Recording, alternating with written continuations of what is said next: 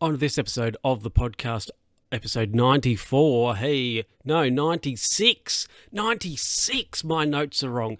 I'm going to talk about sales, ties, and holidays.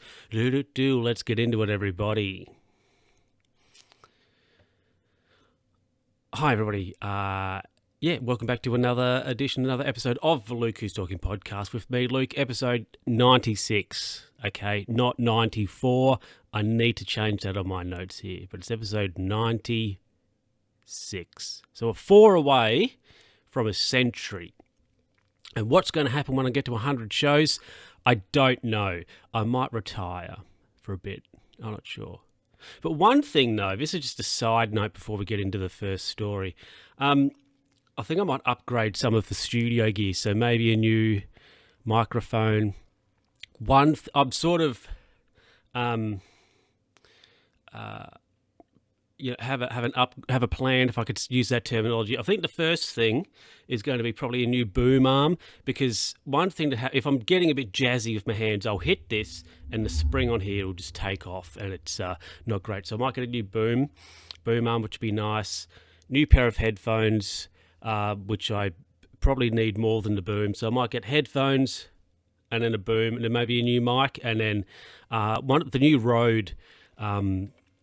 Rodecaster would be great, but they're like $1,000, and I don't really have the desk real estate for one, but one of them would be nice. Anyway, the first story thing for it, it's not really a story, it's more of a thought, but this is what it is.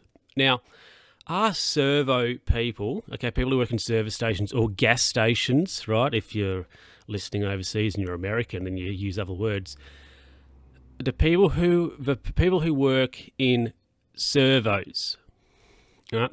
Are they the best salespeople ever? Because you're getting your fuel, you're there like juicing up your car, you go inside. How many times do they ask you, do you want anything else? And you always doubt yourself. You're like, do I really just want the fuel, or do I want 2 Mars bars and a Coke for $5? It's always like, and then like, how often do you're like, oh, I'll get a Mountain Dew and a packet of chips because that's only going to be $3, right? The narrative is, so you go and spend $100 on fuel, but if you spend an extra $5 in store, you'll save like an extra couple of cents on your fuel, so you won't even save the $5 that you've spent, right? Good little bit of marketing there. It's how it all works. But yeah, think about it. Are they the best? Because let's think about this, right? You're getting your fuel, you're going in, and they're like, do you want anything else? And you always are like, is that really all I want? And you go, just the fuel. But how many people, though, get a little bit of something extra? And the person operating the console has done nothing. They have put minimal effort in. That's like, if you go to a shop, you're getting sold to, and the guys, the gal, who are there, like, they're working it. They're working it, trying to flog you, whatever. You're going into a servo, and it's just a simple question. Is that all? Like, do you just want the fuel? Is that all you want? And you're always like, do I really just want the fuel? Or do I want the fuel and a little bit of something else? You doubt yourself.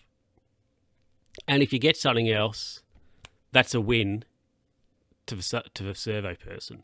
That's what are they the best sales? That's what I'm getting at. Are they the best salesperson ever? Because if they're putting in minimal effort, I mean, they've already made a sale, right? They've already made a sale. But the upsell, it's easy. It's like, you sure you want fuel? Are you sure that is all you want? And you're like, oh, maybe? And then, bam, next thing you know, you've got a packet of chips, you got 2 Mars bars, and like a bottle of water and a newspaper or something. Happens like that. Anyway, everybody, let's get into the next thought, which is actually more to do with sales. So let's get into it. Now, I had a thought the other day, it's an interesting one. What percentage of tyre sales okay, basically comes down to the rule. Well, I've used the term rule, but it's probably less so of a thing these days, but the ritual of putting a tie on your doorknob if you have somebody in your room. I wonder if, you might be a college person in a frat house. Is that what they call them? I have no idea. And you're like, oh yeah, you got to put a tie on your doorknob if you're with a girl. Now, how many college kids have ties? Or university kids have ties? Maybe if they're doing like law or something, they might have to have a suit. But hey, how many average college people have ties? Probably not many. So they're going out and they're like, better get a tie, So tie sales, what percentage of tie sales are down to people who don't actually have, who are just going by the tie on the doorknob rule? Think about it. Do you need do you work a job where you have to wear a tie? No. Or yes, maybe not. The formalness and the tie wear, I think in the workplace, it's slowly it's going down a little bit. So you might not need a tie in your workplace.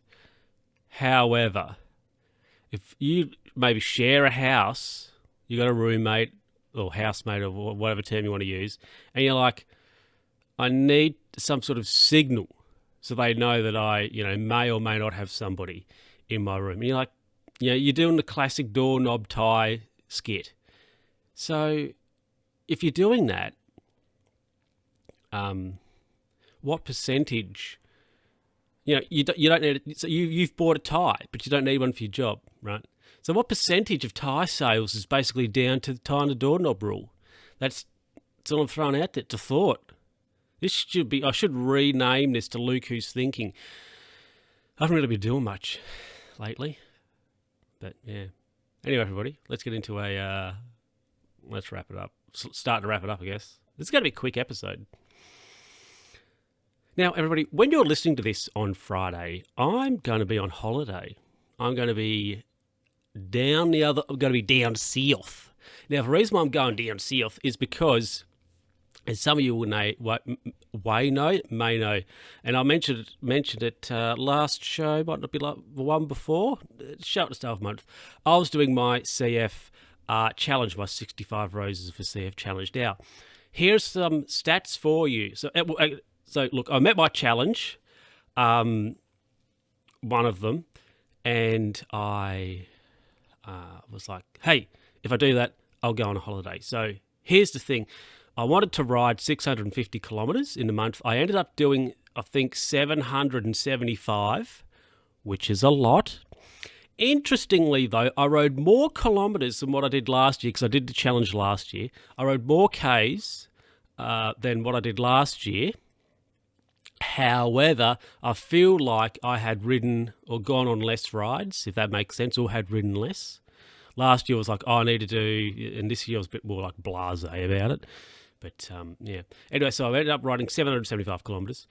I didn't get my fundraising goal, but I got about 75% of the way there, which is okay, which is good.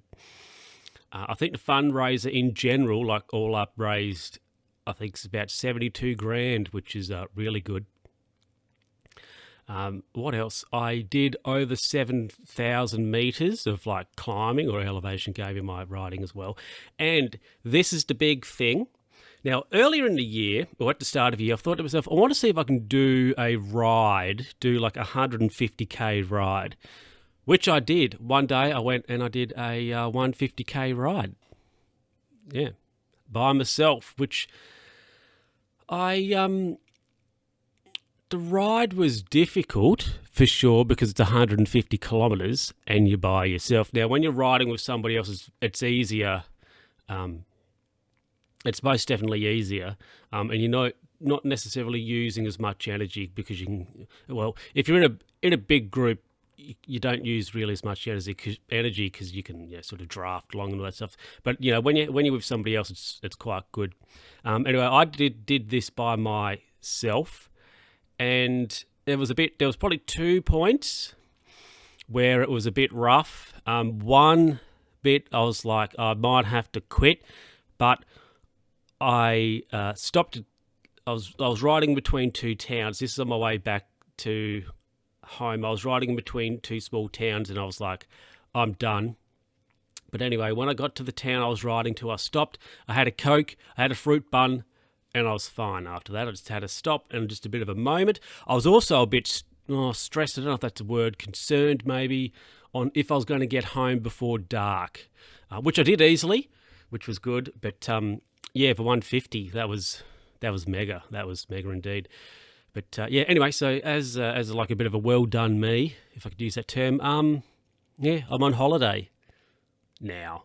So I'm possibly buying something ludicrous. Hey, I might buy some headphones and a boom arm while I'm on holiday. But yeah, anyway, everybody, I'll get to the... I'll wrap it up. Well, everybody, look, thank you very much for listening to this episode of the podcast. I hope you enjoyed it. And yeah, send me an email, lukewho'stalking@gmail.com. We're on Twitter and all that jazz. And yeah, thanks very much. And I will catch you in the next one. Bye.